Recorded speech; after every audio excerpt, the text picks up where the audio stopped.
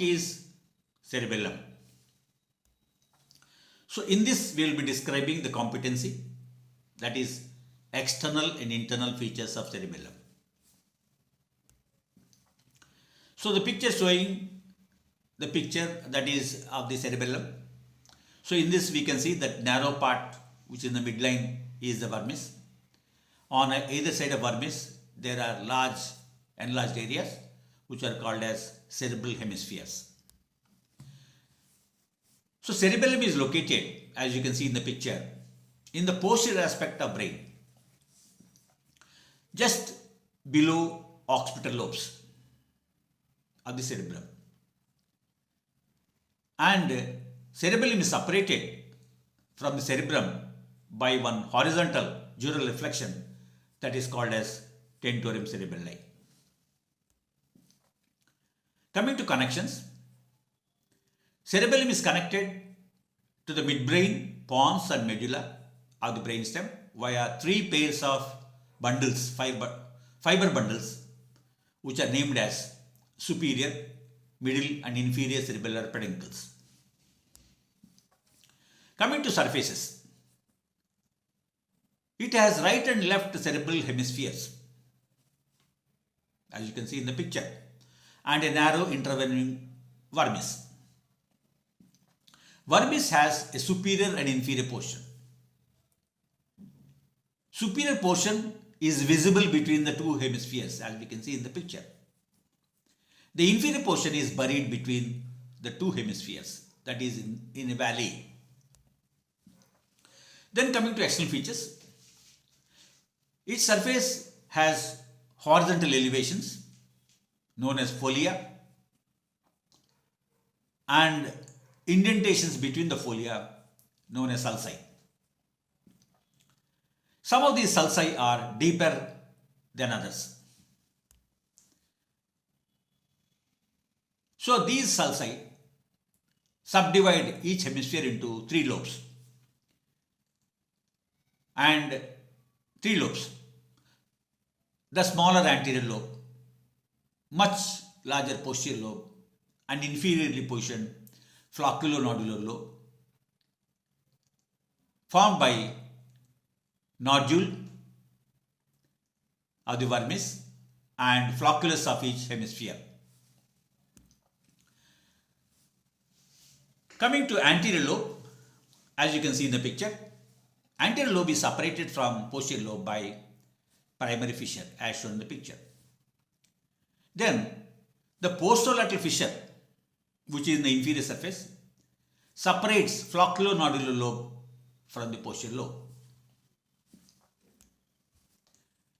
Coming to cerebellar structure. Cerebellum has outer rim of grey matter, which is called as cortex. Then inner core of nerve fibers, that is medullary white matter. And apart from that, there are also deep cerebellar nuclei, which you can see in the picture. That is from lateral to medial side, that is dentate nucleus, then emboliform, then globosus and fastigia. The cerebellum has outer rim of grey matter, the cortex, then the inner core of nerve fibers, that is called as medullary white matter. The deep cerebellar nuclei are located within the white matter.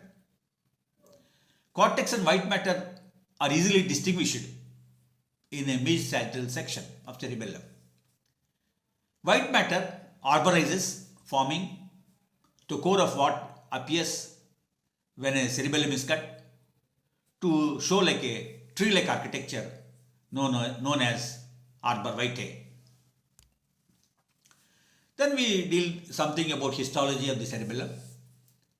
Cerebellar cortex has three layer structure. The outermost is a molecular layer. The middle one is Purkinje layer. The innermost is granular layer. Granular layer is well defined and has numerous small cells.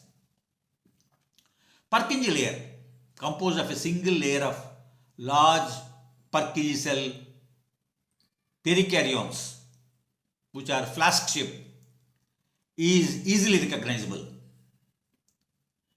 and the molecular layer is rich in axons and dendrites. Cerebellar nuclei. 4 pairs of nuclei are located within the substance of the cerebellar white matter.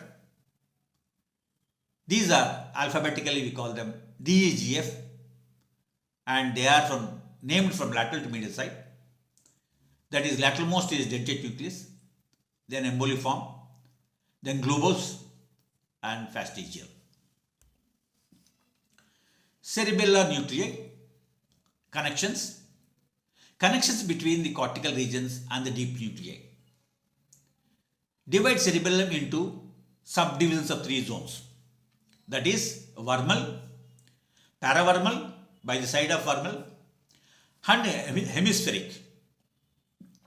Each zone is composed of deep cerebellar nuclei, white matter, and cortex.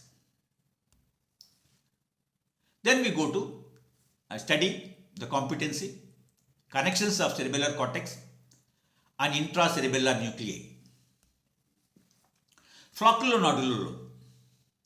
It is primarily concerned with vestibular function, that is, posture and eye movements. Most of the output is directed to vestibular nuclei, either directly or indirectly. Then there are 3 zones in the cerebellum. 3 longitudinal zones of the remainder of cerebellum direct their outputs to 3 deep nuclei arranged in a corresponding way, that is medial to lateral array. Vermis. Vermis is related with fastigial nucleus. Medial hemisphere. They are connected or interposed, that is globose and emboliform. Whereas the lateral hemisphere, it is connected with dentate nucleus. Each fastigial nucleus relaying the output from vermis project bilaterally to reticular formation and vestibular nuclei. Medial hemisphere or interposed nuclei, that is emboliform and globose. Then lateral hemisphere, the nucleus is dentate nucleus. Systems of each side are connected so that they help control ipsilateral limbs. That is, even though there are lots of midline crossings in the cerebellar circuitry, they all fit together so that one side of the cerebellum affects the ipsilateral limbs. Functional zones. Each functional zone of cerebellum is connected not only with a particular output nucleus, but also with a distinctive set of inputs. Flocculonodular primarily receives vestibular afferents. Vermis and medial hemisphere receive spinocerebellar inputs and inputs from motor cortex, that is from pontine nuclei. Functional zones. Lateral hemispheres receive input via pontine nuclei from widespread cortical areas. These are not the only inputs to these zones, but they provide a hint about the principal function of each zone. Then we go on to study anatomical basis of cerebellar dysfunction. Ataxia. Ataxia can result from damage to several different motor and sensory regions of central nervous system, as well as from peripheral nerve pathology.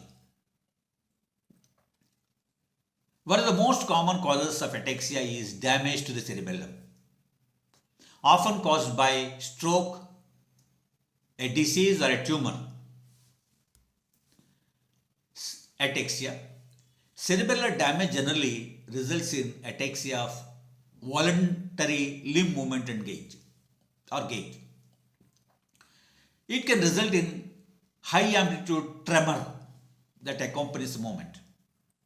If there is damage to only one cerebellar hemisphere, the resultant symptoms will manifest on the side of the body that is ipsilateral to the lesion.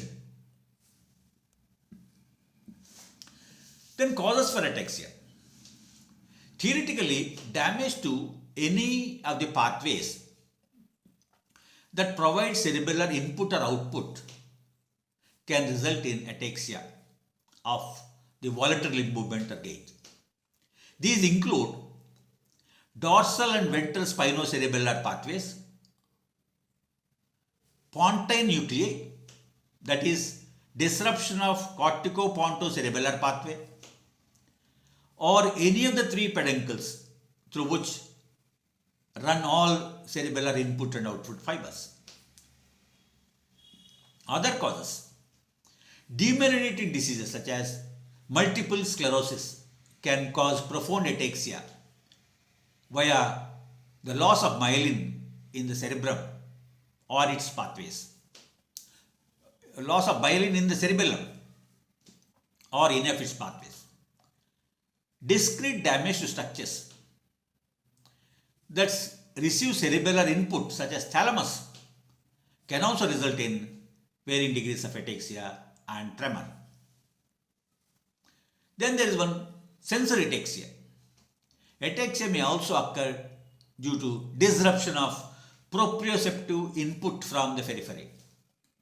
Thus, sensory ataxia can result from damage to afferent portion of peripheral nerves, like the dorsal nerve roots entering the spinal cord in disease such as tabes dorsalis. Then dorsal column of the spinal cord.